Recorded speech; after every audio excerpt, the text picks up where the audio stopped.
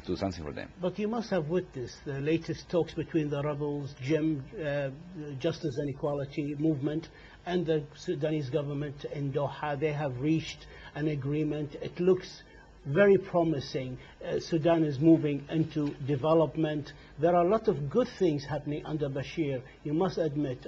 But this action by the court, many say, will threaten the fruits which has been achieved now into the road of peace and reconciliation with the other movements of the rebels.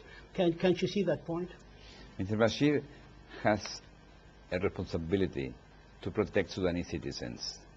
Instead, he attacked them. Mr. Omar al-Bashir is saying that there is no rape in the Sudan. In the meantime, thousands of women and girls are being raped in the Sudan. Mr. Bashir said there is no attack to civilians, and 3 weeks ago was bombing civilians in Darfur. So the words of Mr. Bashir are not matching facts.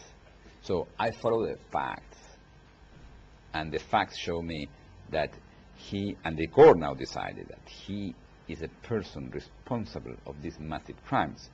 So any peace effort in the Sudan now include arresting Mr. Bashir.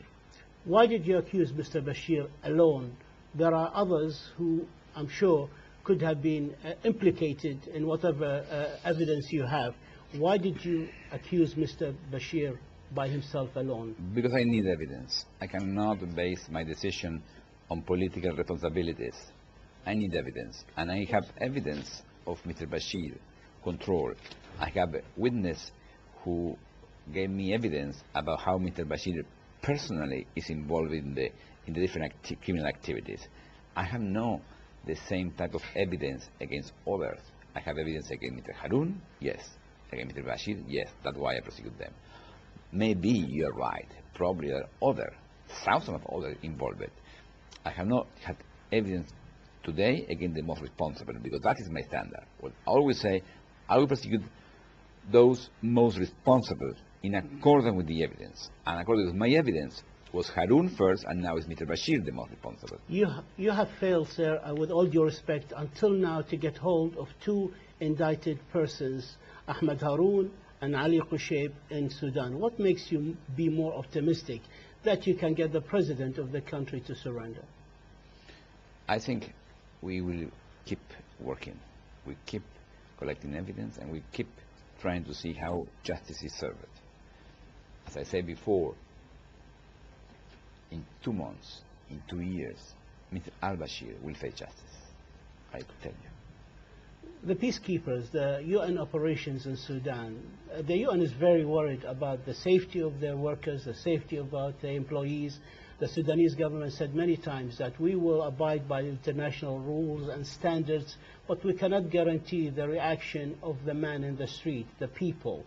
So, how worried are you about the United Nations operation in Sudan, whether it's AMIS or UNAMID, and does that worry you at all? Yes. As soon as Mr. al-Bashir is free, I am worried, because he is the one who ordered the bombings.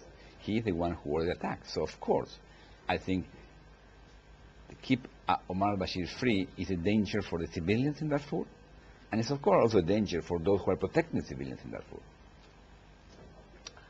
The AU, the African Union, has been very supportive of Mr. Bashir, you must admit that. And the Arab League has been very supportive of Mr. Bashir. Sudan has been elected for the leadership of the 77 group. I mean, in many aspects, Sudan has a lot of international support. What do you say to that? African Union is against impunity. Arab League is against impunity. They are supporting the law. So I feel it's very important what regional organizations are trying to do, but it's very important to play together, and that will happen. But the African Union also said in Addis Ababa in a summit, a communique, that if the ICC issue an arrest warrant against Mr. Bashir, they will re-evaluate the membership of the ICC. 30 of your 108 members are African countries. 20 of these African countries were essential in setting up the ICC in 2002. How are you going to convince them that this is really not against an African country? They know. I don't need to convince them. They know. Read what Bishop Desmond Tutu said yesterday. We are working to protect the victims. The victims are Africans. In the last Assemblity parties, all the African states commit themselves to do justice. The last election of judges, 12 candidates for judges in the ICC were from Africa. So you are really confident that these African countries are just giving lip service to the President of Sudan in the communique at the African Union. They will not reevaluate, they will not withdraw from the ICC. You're absolutely confident? African Union has a strong commitment against impunity. African Union in the strategic plan include to be member of the ICC. African Union present the highest number of candidates to be judges. African Union is the region more represented in the world. Africa is leading this court. Article 16. There are countries in the Security Council, they're not a majority, it's about 7 out of 15. They support the introduction of Article 16 and the suspension of the arrest warrant for 1 year renewable. Would you oppose such a move by these countries? I have a judicial mandate. I cannot be involved in other aspects, in political aspects. It's not my area. Even if it helps peace and saves lives? I have nothing to do with the Security Council activities. It's their responsibility, not mine. Can I say that you want justice at any price? What I say is the facts show that today there are 2.5 million people dying slowly and no one cares. The facts show 5,000 people are dying each month and we don't care, we are not doing enough. But the facts show that 3 weeks ago civilians were bombed. So that's the fact. But how would you feel if more people died in Sudan due to riots, due to violence, because of this arrest warrant? How did that make you feel? What I'm saying is my role here is to unveil the fact. The fact is Mr. al-Bashir now is considered responsible of attacking this million of people. So his crime has to be stopped. That's it. If we are not focused on that, we are trying to appease Mr. al-Bashir for the last 5 years and was not working. So what I say now is a new situation. The court decided Mr. Omar al-Bashir had to be arrested. Is there anything Sudan can do? Is there any deal? Is there any arrangement that can be done by the government of Sudan to stop this warrant, or at least for the court to support the introduction of Article 16?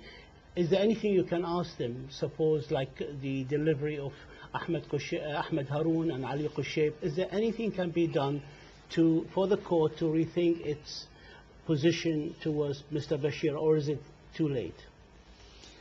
The government of Sudan has to arrest Mr. Ali Qushayb, Mr. Ahmed Haroun, and now Mr. Omar al-Bashir. That's what they had to do. And they had to organize a system to stop the crimes in Darfur, and they had to ensure these people are respected. That's it. There's nothing can be done to reach a deal. We are prosecutors and judges. We cannot make deals, of course not. But I like the idea to talk to Arab people because I think it's very important to understand. In the past, yes, maybe the idea intervening in Africa was wrong because people were colonizing Africa. But here is a different situation. We are not saying someone from outside is attacking these African citizens. The problem is the same president, Mr. Omar al-Bashir, is attacking the citizens. The victims are those who have to be protected by him. And that's why we have to do something different. And that's why I think the ICC intervened. And I hope African Union and Arab League can succeed to stop this crime, because that's what we have to do together. So we are working for 2.5 million people who are African, speak Arabic, and normally are Muslims. So this is not a religious issue. It's not about Africa. It's about a huge number of persons who are slowly dying. That's it. And that, for me, is the focus of our work. And people have to understand that. And people have to remember that and repeat that.